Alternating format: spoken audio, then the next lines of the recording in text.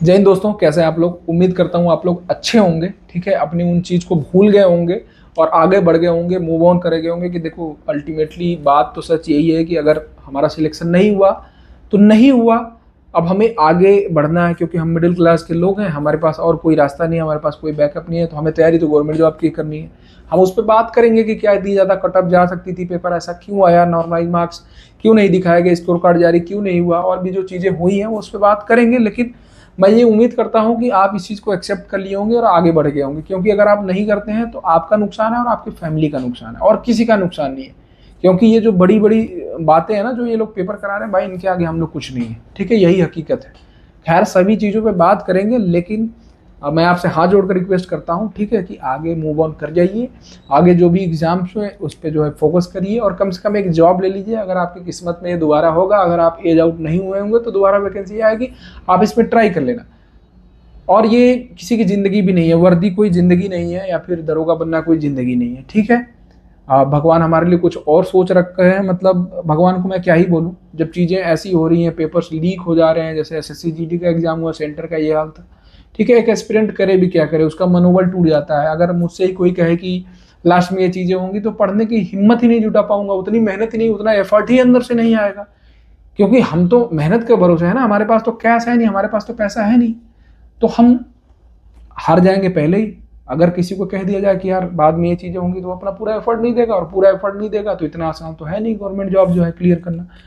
और इसीलिए मैं बार बार कहता हूँ कि टॉपर वाला माइंडसेट रखो भाई। ठीक है, क्योंकि ये जो लोग हैं जो गलत तरीके से घुसने की कोशिश करते हैं, ये किसकी सीट खाते हैं। अगर ये सिलेक्शन की रस्सी है ना, तो ये यहाँ वाले लोगों की जगह खा जाते हैं।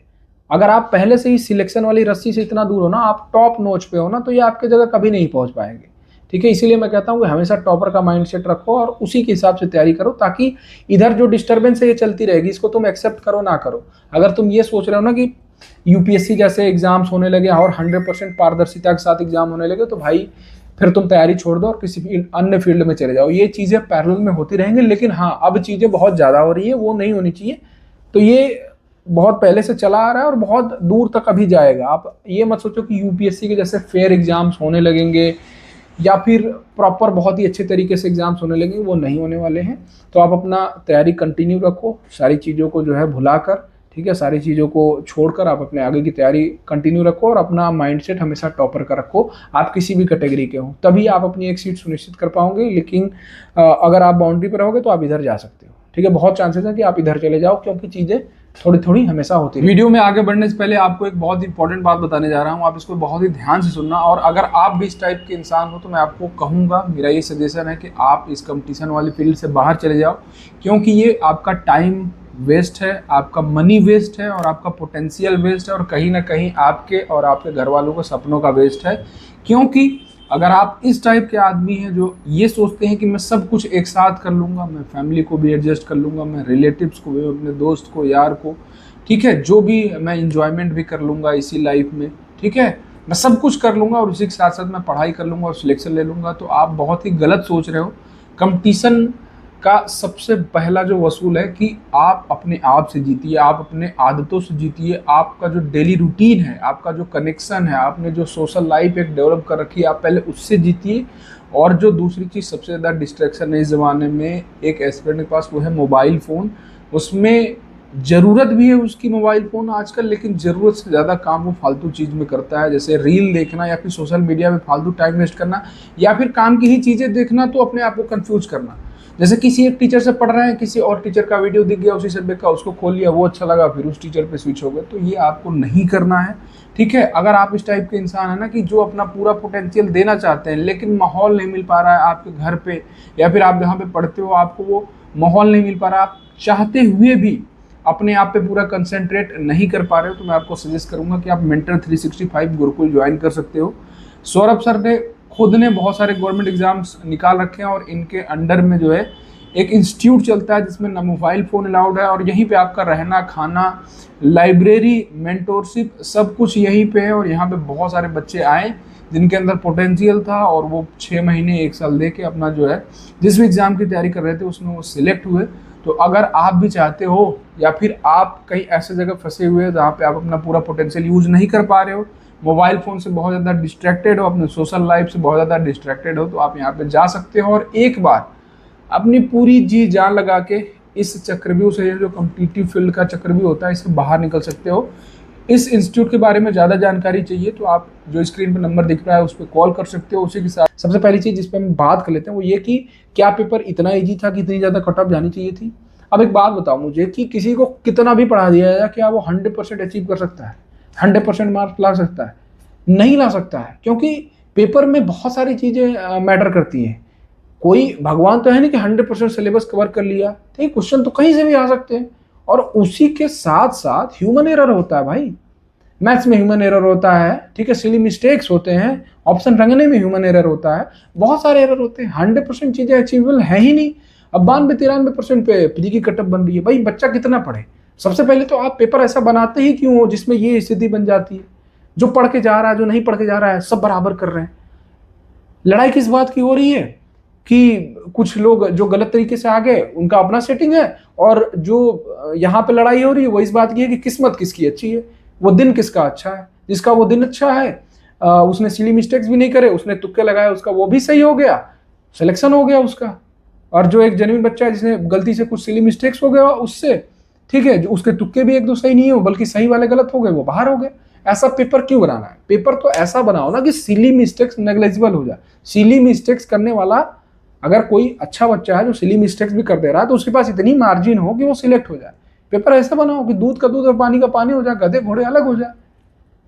अगली चीज कि अब चूंकि इतनी ज्यादा कटअप गई तो बच्चे इस दुविधा में कि मेरे जैसे 360 वाले सिलेक्ट नहीं हुए, ठीक है, और मान लो 340 वाला सिलेक्ट हो गया, तो उसके मन में कहीं ना कहीं नेगेटिविटी तो आएगी ना, गलत चीज तो आएगी ना कि यार क्या पीछे बैकग्राउंड में चल रहा है, क्या गड़बड़ी हो रही है। तो उसके लिए जो है स्कोर कार्ड जारी किया जा सकता था, ताकि एक एस्पिरेंट देख ले कि उसके सेट में नॉमिनेशन कितना हुआ, उसका कितना नंबर बढ़ गया, कितना नंबर घट गया जिसकी वजह से वो बाहर हो गया, ठीक है, या फिर कितने नंबर बढ़ गया जिसकी वजह से वो अंदर हो गया, और कितना मार्जिन है फाइनल मेरिट के लिए। एक आध दो नंबर का है क्या वो उस टाइम बाहर हो सकता है, या फिर मतलब रनिंग करे प्रॉपर ना करे, कुछ चीज़ें बहुत सारी चीज़ें क्लियर हो जाती। तो ये सारी चीज़ें करनी चाहिए। अब दूसरी जो अगली चीज़ ये है कि यार कुछ लोगों ने आवाज़ भी उठाने की कोशिश की, लेकिन आप समझ रहे हो कि एक एस्पिरेंट का सबसे बड़ा डर क्या होता है? सबसे बड़ा डर एक एस्पिरेंट का ये होता है कि उसके ऊपर मुकदमा ना लिखा जाए, क्योंकि अगर आप मुकदमे में आपका नाम आ गया तो फिर आप यूपीएससी निकाल दो, आपकी ज्वाइनिंग नहीं होगी, क्योंकि आपका पुलिस वेरिफिकेशन ही नहीं होगा। और अगर कोई प्राइवेट आदमी आपके खिलाफ मुकदमा किया तो वहाँ तो चलो सेटलमेंट के चांसेस होते हैं, ठीक है, कई सारे तरीके होते हैं सेटलमेंट के। अब गवर्नमेंट ने ही आपके ऊपर मुकदमा लिखा दिया, फिर आप वहाँ तो सेटलमेंट भी काम खत्म है, फिर तो आपको लाइफ ही आपकी चौपट हो गई। तो लोग बोल भी नहीं रहे, ठीक है, कुछ लोग जो बोल रहे हैं नुकसान हो जा रहा है। किया क्या जा सकता है इसमें? अब इनके लिए तो चीज़ें आसान है, कहना कि हम फिर से वैकेंसी लाएंगे, आप उसमें ट्राई कर लेना। भाई पता नहीं कितने लोग एज आउट हो जाएंगे, पता नहीं कितने लोग हैं जिनकी हिम्मत ही टूट जाएगी इस मतलब सिस्टम से ही कि नहीं अब मैं तैयारी ही नहीं करूँगा।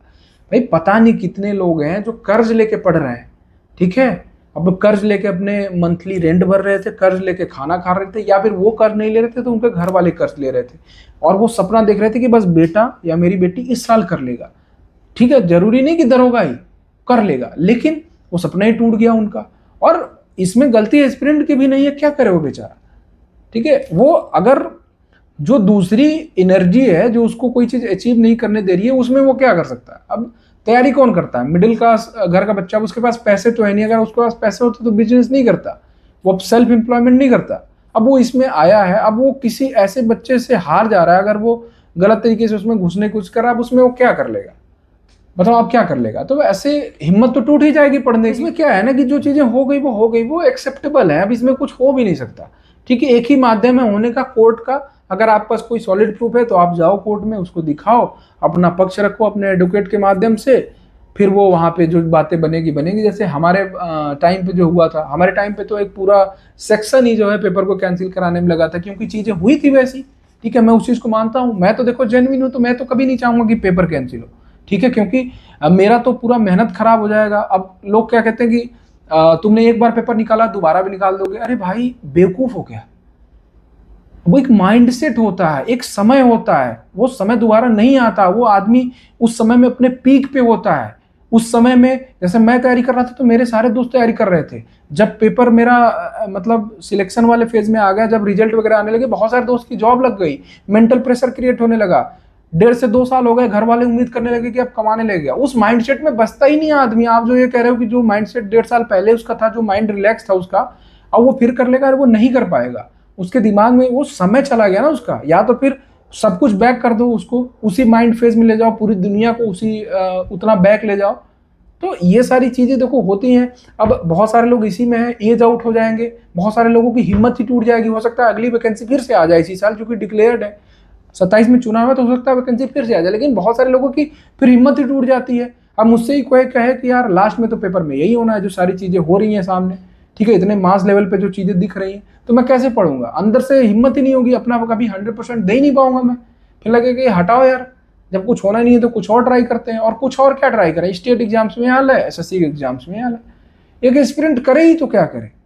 इस टाइम पे जो दुर्दशा हो गई है ना, एग्जाम जो प्रोसेस है या फिर जो एग्जामिनेशन का एक स्केड्यूल चलता है, इसकी जो दुर्दशा हो गई ना, इससे बुरा मैंने अपने फेज में जो मेरी 4-5 साल की तैयारी थी, क्योंकि मैं 2020 से इस फेज में आया हूँ, इस लाइन में आया हूँ, तो मैंने इससे पहले इतना बुरा तो नहीं देखा।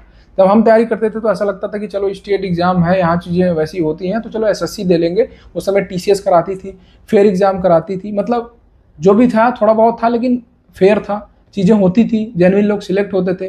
फिर आ गई एडुकेटी, लीपापोती कर दी भाई। एडुकेटी जो इंटरनल चीजें हैं वो सेटिंग तो चल ही रही है, एग्जामिनेशन सेंटर ही ढंग का नहीं दे पा रही है। कहीं कंप्यूटर नहीं चल रहा है, कहीं माउस नहीं चल रहा है, कहीं कीबोर्ड नहीं चल रहा है, कहीं 200 बच्चों को बैठने की जगह उनका 700 बच्चे बुला लिए जा रहे हैं, ठीक है, बच्चे मोबाइल फोन लेके जा रहे हैं।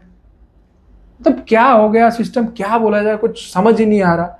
ठीक है, हम कोई बोलना चाहे तो उसकी आवाज इस तरीके से दबा दी जाए कि दूसरे की हिम्मत ही ना हो। कोई बड़ा स्तर पे, कोचिंग स्तर पे भी बोलने जाए तो उसको भी इस तरीके से जो है परेशान कर दिया जाए कि वो भी बोलना छोड़ दे। क्या करे भाई? कोई उस हब से थोड़ी लड़ सकता है जो पूरा सिस्टम ही चला रहा है। उनके लिए तो हम कीड़े मकोड़े के समान है। अब देखो हमारे टाइम की अगर बात करें तो उस टाइम पे जो है ऑनलाइन पेपर हुआ था, तो उसमें सीआरएल एक चीज थी जिससे लोगों को फिल्टर आउट किया गया। जैसे मैं मेरी बात करूं तो मैंने 3 बार इंटरव्यू दिए हैं, ठीक है। मैं डीबी में गया, हमें 50 लोग को अलग कर दिया गया, मतलब जो ऊपर के 50 लोग थे उनको बुलाया गया, बाकी लोगों को भी बुलाया गया, लेकिन एक 50 का ग्रुप अलग कर दिया गया। उनके लिए अलग डीबी का वो बना हुआ था, वो जो पैनल था, वो जाते थे वहाँ, उनका इंटरव्यू होता था। वहाँ पे भर्ती बोर्ड के अध्यक्ष भी आए हुए थे, उस पैनल में बैठे हुए थे। उस समय राजकुमार साहब थे, ठीक है। हमसे उसी आंसर की से क्वेश्चन पूछे जाते थे, हमसे हमारे एकेडमिक्स के क्वेश्चन पूछे जाते थे, कहाँ से पढ़े हैं, सारा बैकग्राउंड हमसे पूछा जाता था। जो लोग वहाँ पे फर्जी थे तो वैसे ही डर के रोने लगते थे, भागने लगते थे, ठीक है। कंप्यूटर रिस्पॉन्स लॉग चेक होता था, कोई 2 मिनट में 10 क्वेश्चन किया, मैथ का पॉसिबल नहीं है भाई, पकड़ लिया जाता था। बहुत सारे मैंने देखे, मेरे साथ मुझे याद है कि डीबी वाले दिन तो नहीं देखा मैंने, जो मेरा रनिंग वाला दिन था उस दिन हमको बुलाया गया, हमारा फिर से इंटरव्यू होने लगा। और उस दिन मुझे याद है 50 लोग हम लोग गए थे और 29 लोग बचे, 21 लोग वहीं से पकड़ के हजरतगंज थाने में चले गए, उनके खिलाफ मुकदमा लिखा गया। तो भाई कम से कम उस टाइम भी ये था कि सीआरएल था तो चीज़ें फिल्टर आउट हो जाती थी। अब यहाँ पे जो एक बार चीज़ हो गई वो तो देखो, वीडियो को बहुत लंबा नहीं रखूंगा मैं। मेरे वीडियो बनाने का एक ही मकसद था कि मैं आपको ये चीज़ कह सकूं कि आप के बस में जो था आपने किया, हमारे बस में जो था हमने किया, हमने आपको गाइड किया, आपने बहुत ही अच्छे से तैयारी की, आपकी मेहनत में कहीं कोई कमी नहीं है। लेकिन इस चीज़ के आगे, ये जो चीज़ें हो रही हैं इसके आगे हम सब लाचार हैं, और इसमें हम इंडिविजुअली स्तर से ऐसा कुछ ना करें, ठीक है। मैं आपको डायरेक्टली कोट करके कह रहा हूँ कि इंडिविजुअल स्तर से ऐसा कोई भी काम ना करो, क्योंकि अगर आपके ऊपर कोई मुकदमा वगैरह लिख दिया गया, ठीक है, या फिर आपके ऊपर कोई कार्रवाई हो गई, आपको डिबार कर दिया गया, तो केवल और केवल आपका नुकसान होगा। अगर आपको सच में लड़ना ही है तो आप इंडिविजुअल भी जाना चाहते हो तो कोर्ट के माध्यम से जाओ, अपना आपके पास सबूत है तो आप सबूत लेके जाओ, अपना वकील हायर करो और कोर्ट के माध्यम से करो, वहां पे आपके खिलाफ कोई एक्शन नहीं होगा, ठीक है। लेकिन किसी सोशल मीडिया प्लेटफॉर्म पे या फिर डायरेक्टली कहीं पे कोई बैनर पोस्टर लेके पहुंच गए, ठीक है, अपोज करने लगे, भाई इस सब चक्कर में मत पड़ो, ठीक है। तुम तुम्हारे घर के चिराग हो, चाहे तुम बेटा हो चाहे बेटी हो, तुम तुम्हारे घर की उम्मीद हो। कल को तुम कुछ करोगे तो तुम्हारे घर में चूल्हा जलेगा, ठीक है।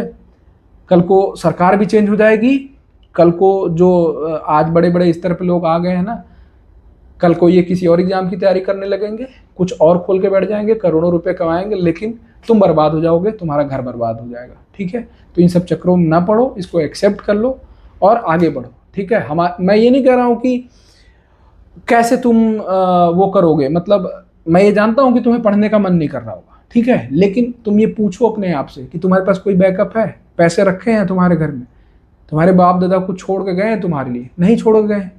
तो तुम्हारे पास कोई ऑप्शन नहीं है रादर देन पढ़ने के, तो तुम चुपचाप पढ़ाई करो। और मैं दोबारा कह रहा हूँ कि अपना माइंडसेट टॉपर वाला रखो, क्योंकि ये जो सारी चीज़ें होती हैं ना, जो गलत चीज़ें, इसमें कौन बच्चे जाते हैं पता है? ये सिलेक्शन वाला रेस जो कि मैंने अभी आपको बताया था थोड़ी देर पहले, अगर ये सिलेक्शन की लाइन है ना, तो यहाँ वाले बच्चे का हक यहाँ वाले बच्चे खा जाते हैं जो गलत तरीके से आना चाहते हैं, यहाँ वाले जो जस्ट बाउंड्री पे होते हैं। लेकिन अगर आप सिलेक्शन लाइन ये है और आप यहाँ पे हो ना टॉपर वाली लाइन में, तो यहाँ तक ये नहीं पहुँच पाते। ठीक है, तो मैं आपको यही कहूँगा कि ये सिस्टम ऐसे ही चलता रहेगा। ठीक है, सिस्टम के लिए हम लोग कीड़े मकोड़े हैं, बहुत ही छोटी चीज़ है हम लोग सिस्टम के लिए, चेंज नहीं होगा, बहुत पुराना जड़ है और ये चलता जाएगा। ठीक है, लेकिन सच ये है कि 100% भी ये वाली चीज़ें नहीं होंगी, कुछ रहेंगी, हमें उसमें ही लड़ना है। हमेशा से होती आई हैं, चीज़ें बढ़ रही हैं। ठीक है, ये लोग और ज़्यादा सीटें खा रहे हैं, लेकिन फिर भी कुछ सीटें हैं, हमें उसी में लड़ना है, क्योंकि हम उसमें कुछ कर नहीं सकते। ठीक है, हम यही है कि हम और मेहनत कर सकते हैं और यहाँ जो कुछ सीटें बची हैं हम इसमें ले सकते हैं और सिलेक्ट हो सकते हैं।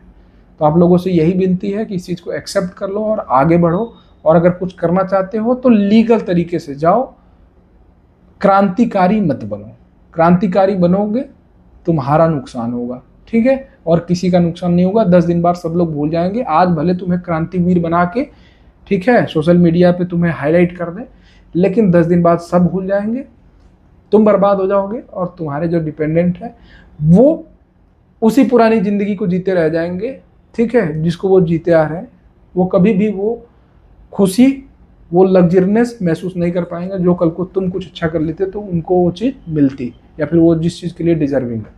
तो बस वीडियो में इतना ही। बाकी आगे की तैयारी के लिए जुड़े रहना, चैनल को सब्सक्राइब कर लेना, और कोई बात हो तो कमेंट सेक्शन में लिख देना, मैं उसका रिप्लाई कर दूंगा।